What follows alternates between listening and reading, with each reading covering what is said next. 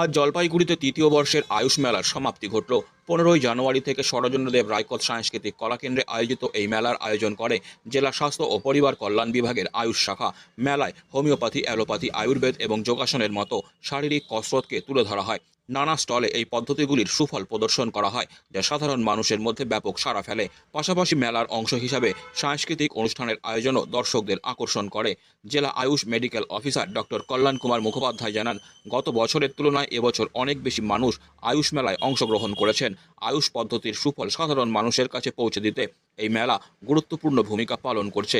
তিনি আরও বলেন, মানুষের শরীরকে রোগমুক্ত রাখতে আয়ুষ পদ্ধতির প্রসার অত্যন্ত জরুরি। সচেতনতার জন্য এই ধরনের উদ্যোগ নিয়মিত হওয়া প্রয়োজন। মেলার মাধ্যমে আয়ুষ পদ্ধতির কার্যকারিতা ও উপকারিতা সম্পর্কে মানুষ আরও বেশি সচেতন হয়েছেন বলে মনে করছেন আয়োজকরা। ফেয়ার জলপাইগুড়ি তৃতীয় বর্ষ, আজকে তার তৃতীয় দিন এবং শেষ দিন।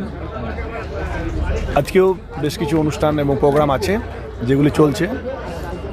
আর এবারে মেলায় আগের বারের তুলনায় অনেক বেশি সাড়া মিলেছে এবং অনেক বেশি মানুষ এসছেন, অনেক বেশি পরিষেবা মিলেছে।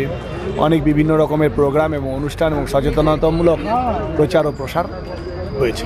কতটা সাড়া পেলে বেশ ভালো, আগের বারের তুলনায় অনেক বেশি, মানে গত বছরের তুলনায় প্রত্যেক বছর দিনকে দিন উত্তরোত্তর বৃদ্ধি পাচ্ছে।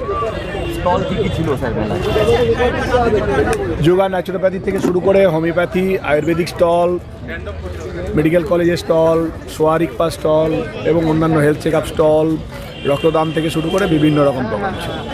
আয়ুষ নিয়ে কি বার্তা দেবেন জনসাধারণকে? আয়ুষ নিয়ে বার্তা একটাই, যে আয়ুষ পদ্ধতির যে প্রচার প্রসারের সঙ্গে সঙ্গে এই পদ্ধতির সুফল সবার কাছে পৌঁছানো দরকার, তাতে সকলেরই উপকার হবে এবং শরীরকে রোগমুক্ত রাখার জন্য আয়ুষের জুড়ি মেলা ভার।